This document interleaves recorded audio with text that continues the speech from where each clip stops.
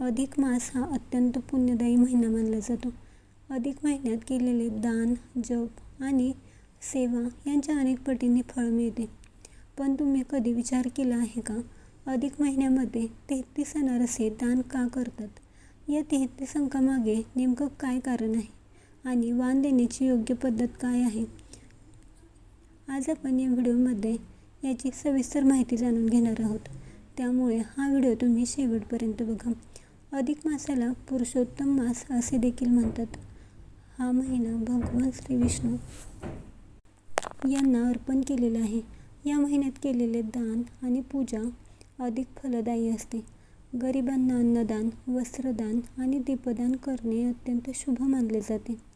अधिक महिन्यात 33 अनारसे दान करण्यामागे विशेष असे कारण आहे. आपल्या धर्मात 33 कोटी देवता आहेत. हे 33 अनारसे म्हणजे त्या सर्व देवतांचे प्रतीक मानले जाते. अनारसा हा गोड पदार्थ आहे.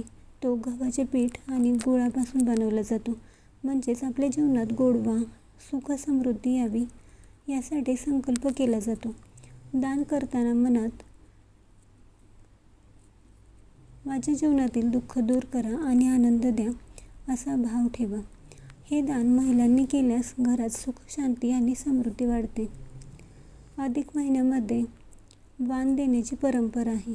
यामध्ये 33 अनारसे दिले जातात. फळे, नारळ, हळद, कुंकू तसेच वस्त्र दिले जाते, दक्षिणा दिले जातात. वाण देताना तुम्ही एखाद्या सुवासिनीला आमंत्रित करावे. तिचे पूजन करून आदराने तिला वाण द्यावे.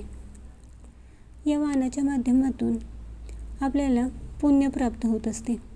अधिक मासात दीपदान करणे देखील पुण्यकारक मानले जाते. संध्याकाळी देवासमोर दिवा लावावा. शक्य असल्यास मंदिर किंवा तुळशीजवळ दीपदान करावे. दीप अंधार आणि दुःख, नकारात्मकता दूर करतो. दीपदान केल्याने पितृदोष आणि ग्रहदोष देखील कमी होतात.